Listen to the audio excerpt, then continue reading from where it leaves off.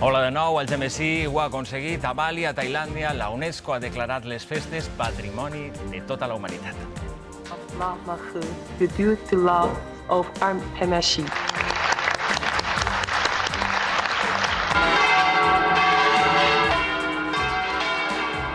El repicar de les campanes ha despertat al GMC per a celebrar que la festa de la Mare de Déu de la Salut ja és patrimoni de la humanitat. La UNESCO li ha concedit un reconeixement universal pel valor d'una tradició del segle XIII que perviu amb el seu ritual i la seva música, com una de les festes valencianes més singulars.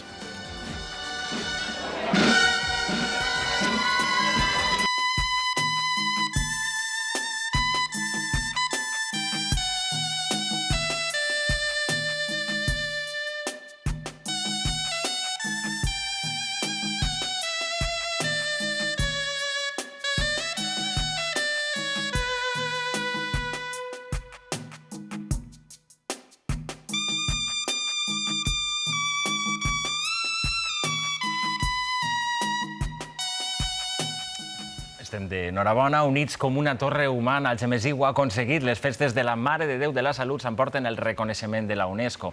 Des de molt lluny, des de Bali, arribava la bona notícia per als valencians. L'organització ha valorat la dimensió ritual i festiva, però sobretot la dedicació de tot un poble per a mantenir viva una tradició de segles. Anem en directe a la Ribera Alta, cap a una ciutat que avui fa història. A la plaça Major del GMC tenim en directe Carme Bort. Hola, Carme.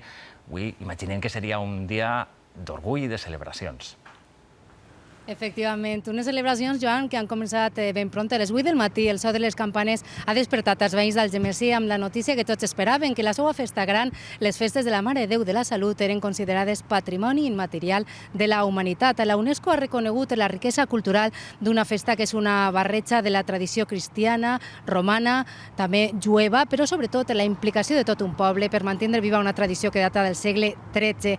Les celebracions s'han centrat en esta plaça. A les 12 s'ha fet un volteig general de campanes i després s'han llançat 21 salves d'honor en reconeixement a aquesta celebració. Dins d'esta basílica també s'ha fet una pregària i s'ha donat les gràcies a la Mare de Déu de la Salut, i després a l'Ajuntament s'ha celebrat un ple extraordinari on s'ha acordat que serà el dia 8 de desembre quan se farà la celebració oficial. És a dir, es farà un homenatge, un doble homenatge a la Mare de Déu, perquè és centre i origen de la festa, i després a tot el poble que es dedica i es volca en esta celebració. En definitiva, avui és un dia d'orgull i nosaltres hem arreplegat tots aquests sentiments, els sentiments d'uns ciutadans orgullosos de la seva tradició.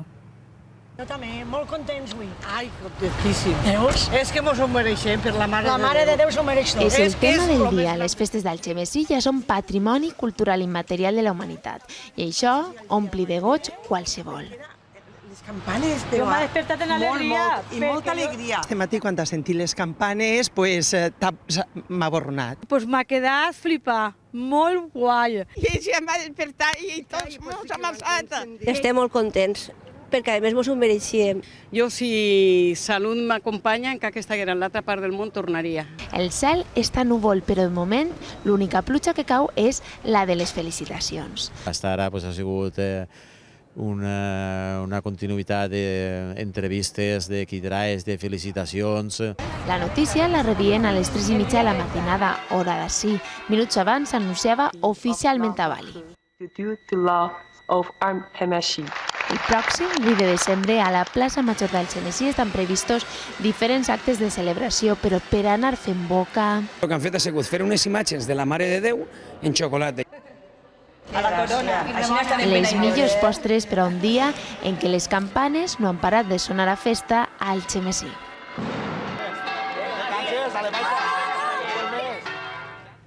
Com es dèiem, la festa de la Mare de Déu de la Salut data del segle XIII, però es va institucionalitzar, podem dir, al segle XVII, i des d'aquest moment, cada 7 i 8 de setembre, les danses, la música, les representacions teatrals omplint tots els racons de llum i de color. La veritat és que ara van a veure com és una festa que ja és patrimoni immaterial cultural de tota la humanitat. Tot naix del tronc d'una morera. Allà trobaren la Mare de Déu de la Salut l'any 1247 i el que va començar com a celebració de carrer, documentada per primera vegada el 1610, es convertís en festa de tot un poble compassada per les campanes de la Basílica de Sant Jaume.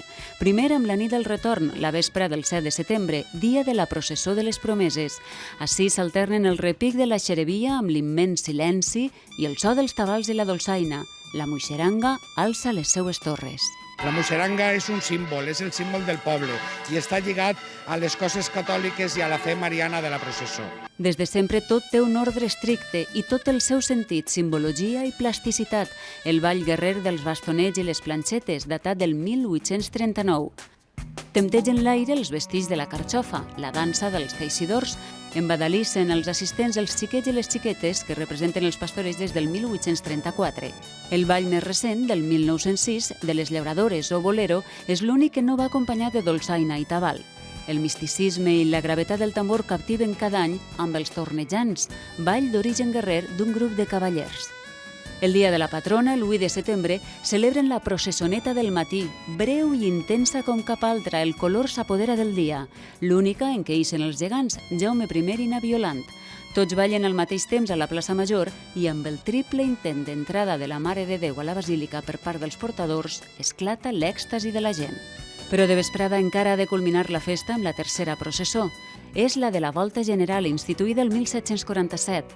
Vora 7 hores de duració en què els balls i la imatge transcorren novament pel nucli antic de la ciutat. Faran cap a la plaça Major i serà l'últim accés de la Mare de Déu a la Basílica. I cada any, com durant segles, tots pensaran el mateix.